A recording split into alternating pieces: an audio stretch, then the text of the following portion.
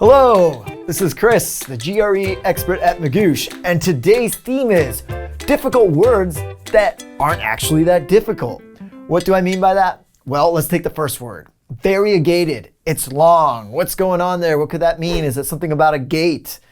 Are there many gates? I don't know. Well, actually, it's pretty straightforward. Varied, variety, vary something up.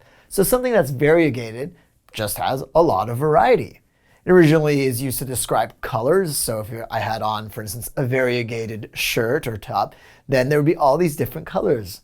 But in general, we can just use it to describe anything that has a lot of variety, such as the variegated words that pop up on the GRE, taken from all kinds of different languages that have made their way into the English lexicon.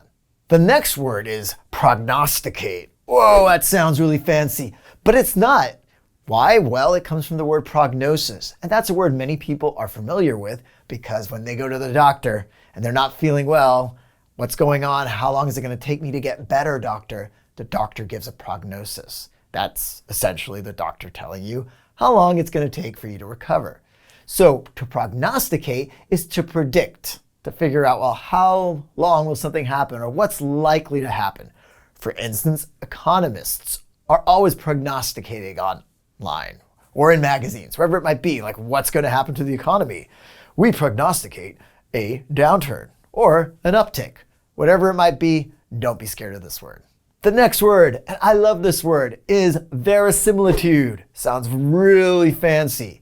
What does it mean? All it means is that something is very similar to reality.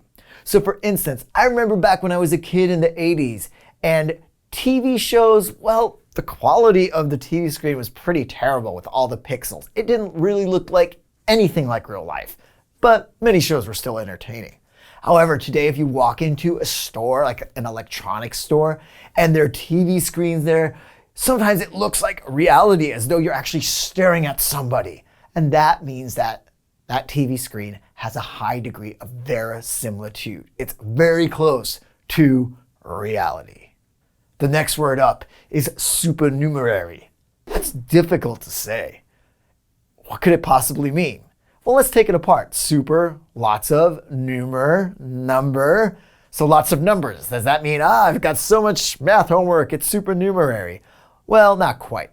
Supernumerary means more than is needed. Lots and lots of something. So for instance, if I have 50 pairs of shoes at home, which I promise I don't, that would be pretty supernumerary.